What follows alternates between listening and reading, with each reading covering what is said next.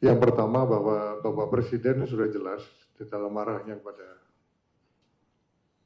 kita yang tergabung di dalam DES, pencegahan dan penanganan tindak pidana korupsi, bahwa penanganan terhadap tindak pidana korupsi harus tegas dan tanpa ragu-ragu. Nah, itu yang sedang kita kerjakan, dan sejak DES ini dibentuk, tadi sebagaimana yang telah disampaikan oleh Pak Jaksa Agung, ada 6,7 triliun rupiah yang sudah bisa diselamatkan. Uangnya ada dan sekarang ada di akun BRI. Khusus hari ini, kami dari DES, Pak Jaksa Agung akan tadi sudah mengumumkan 2 kasus korupsi yang terkait. Pertama, tindak pidana korupsi tata kelola sawit dari tahun 2005 hingga 2024. Itu yang melibatkan ada tambahan 1 tersangka perorangan baru dengan 2 korporasi tersangka baru dengan total kerugian kurang lebih 73,9 triliun kerugian negara yang bisa diselamatkan.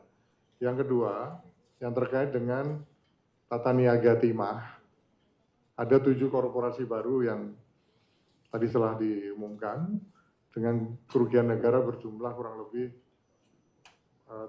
271 triliun rupiah, sehingga kalau di total itu berjumlah kurang lebih 344 triliun rupiah. Ini sebagai wujud komitmen dari pemerintah. Jadi istilah-istilah yang katanya ada yang mengistilahkan kalau penanganan korupsi itu tajam ke bawah, tumpul ke atas. Tunggu saja, kita banyak nanti episode-episode berikutnya yang akan kita umumkan begitu. Ini baru awal ya, baru awal, hasilnya sudah spektakuler. Dan pemerintah berkomitmen untuk terus memperkuat langkah-langkah penegakan hukum yang semakin responsif dan memenuhi rasa keadilan masyarakat. Sehingga semuanya ada kepastian hukum dan memenuhi rasa keadilan masyarakat. Demikian yang bisa saya tambahkan. Silakan Pak Jaksa Agung kalau ada tambahan. Baik, pertanyaan untuk apakah tindakan seperti terhadap hakim yang melaksanakan tanur, saya katakan iya.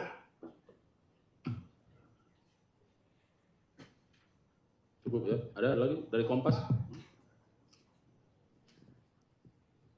Ya, silakan Kompas. Selamat siang, perkenalkan saya Nanda Aprilia dari Kompas TV. Mau tanya ke Pak Menko dan juga pihak yang bisa menjawab terkait dengan pertanyaan ini. Mau tanya terkait tax amnesty Pak, atau pengampunan pajak. Ini tampaknya bisa menjadi upaya yang bisa menghambat niat ataupun cita-cita Pak Prabowo tentunya untuk pemberantasan korupsi. Nah, yang terbaru dalam pertimbangan kemarin hakim dalam kasus Helena Lim, itu disampaikan bahwa aset-asetnya ini diharuskan dikembalikan. Nah, artinya kan seperti apa untuk pengaturan dari tax amnesty ini, Pak Menko? Kemudian juga terkait dengan wacana soal denda damai koruptor, itu seperti apa Pak? Terima kasih.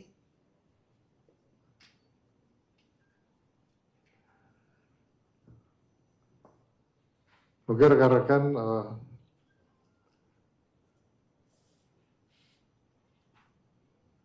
melihat narasi-narasi dari yang pernah didengar yang terkait dengan pemaafan terhadap para koruptor.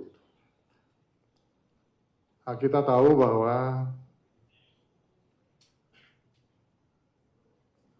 Presiden sudah tegas memerintahkan kepada kami, pada DES, di dalam penanganan korupsi, tindak pidana korupsi itu tidak ada toleransi lain, harus tegas dan jangan ragu-ragu. Karena kebocoran negara, baik itu yang terkait dengan pengelolaan anggaran negara maupun aset-aset kekayaan Indonesia yang dilarikan ke luar negeri itu sudah sangat luar biasa besarnya. Nah, ini harus diselamatkan. Harus dikembalikan ke negara, semuanya digunakan sepenuhnya untuk pembangunan nasional dan kesejahteraan masyarakat. Meskipun kita tahu bahwa Bapak Presiden itu mempunyai hak untuk memberikan pengampunan bahwa itu melalui mekanisme gerasi, amnesti, dan abolisi. Namun beliau menyampaikan bahwa tetap prinsipnya hukum harus ditegakkan. Hukum tetap harus dijalankan, pemberantasan korupsi harus dilaksanakan secara tegas dan terukur. Karena ini sangat menentukan program-program prioritas yang beliau canangkan bisa berjalan, termasuk pertumbuhan ekonomi 8%. Ini semuanya tergantung dari penegakan hukum yang dilakukan oleh DES. Jadi DES sebagai ujung tombak, ini memang betul-betul menjadi tumpuan daripada bangsa dan negara ini dalam rangka untuk mengembalikan marwah kita dalam penegakan, melalui penegakan hukum di bidang tindak pidana korupsi secara tegas dan tanpa ragu-ragu. Saya rasa itu dari saya. Yang terkait dengan teks amnesti tadi ditanyakan, sedang dirumuskan. Kita tahu ada teks amnesti 1 dan 2. Yang ke depan, ini salah satu mekanisme yang memang sedang disiapkan untuk memberi ruang, sebagaimana yang saya sampaikan oleh Bapak Presiden, mereka-mereka yang ingin mengembalikan hasil-hasil kekayaan mereka yang ada, baik itu di dalam dan di luar negeri, melalui mekanisme tax amnesty. Kita tunggu saja nanti seperti apa rumusannya yang sedang digodok oleh Kemenko Ekonomi dan Kementerian Keuangan. Dan tentunya itu salah satu mekanisme. Tetapi kami, nanti Bapak Presiden, di dalam penegakan hukum tidak ada istilah kata maaf begitu. Karena kami sudah jelas akan melakukan pemberantasan tindak pidana korupsi ini secara tegas dan betul-betul tanpa ragu-ragu. Tidak ada tebang pilih, tidak ada politisasi hukum, dan akan ada nanti episode-episode selanjutnya. Tentu yang menjadi target DES adalah yang besar-besar begitu, bukan yang ukuran ya yang kecil-kecil begitu ya.